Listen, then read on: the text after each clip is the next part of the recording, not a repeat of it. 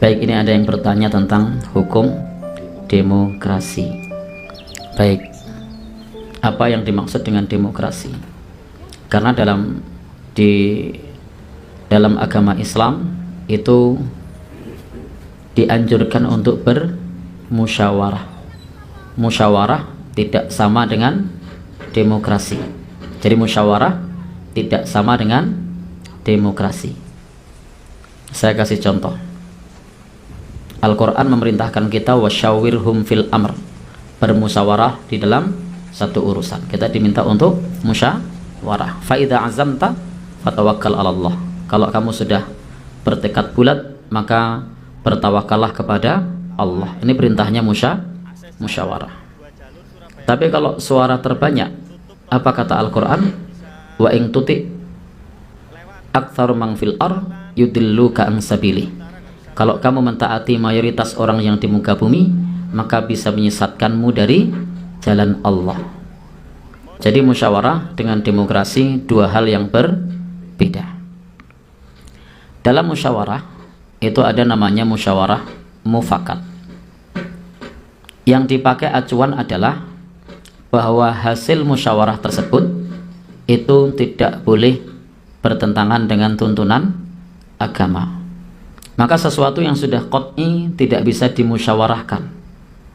Sesuatu yang sudah qat'i tidak bisa dimusyawarahkan.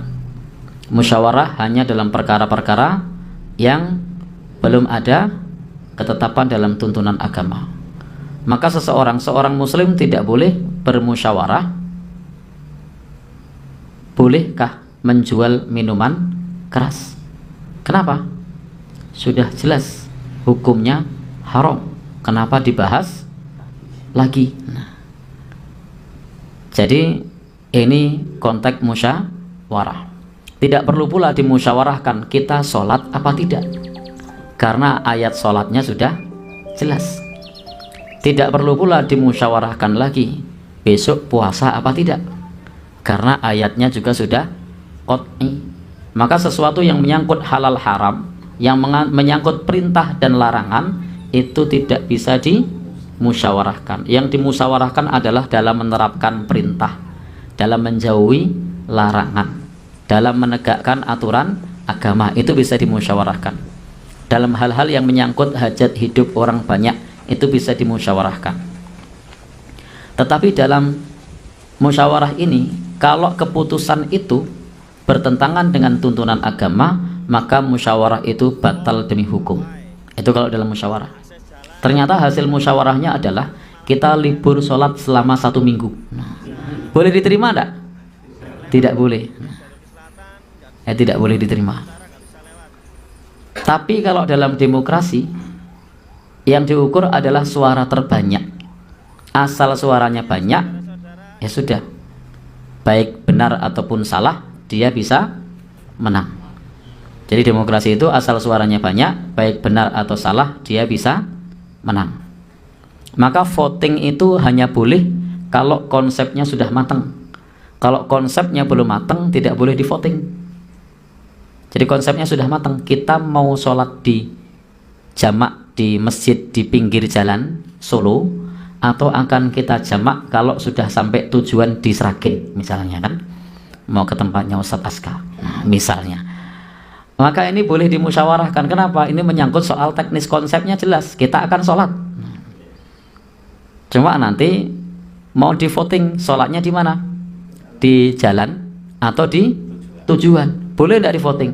Boleh. Ini sudah jelas konsepnya.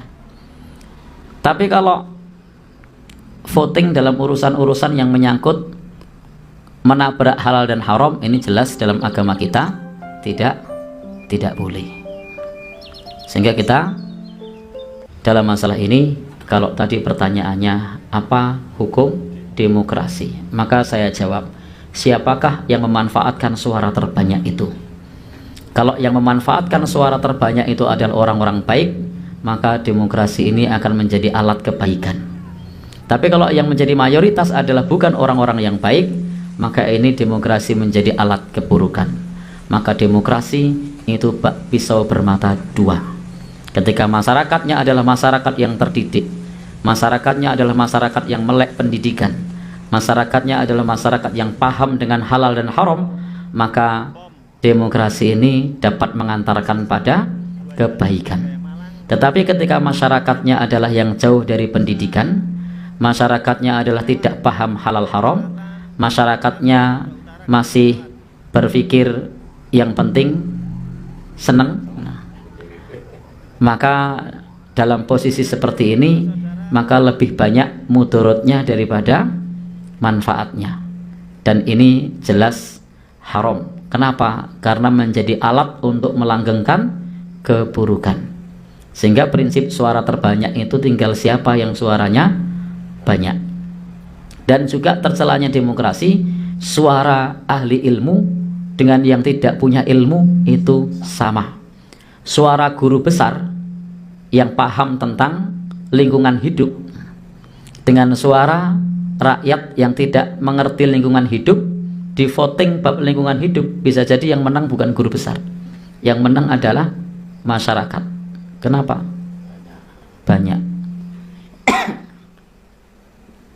Ada ulama cuma 3 orang, ada preman 11 orang, di voting mau ngerampok, yang menang siapa?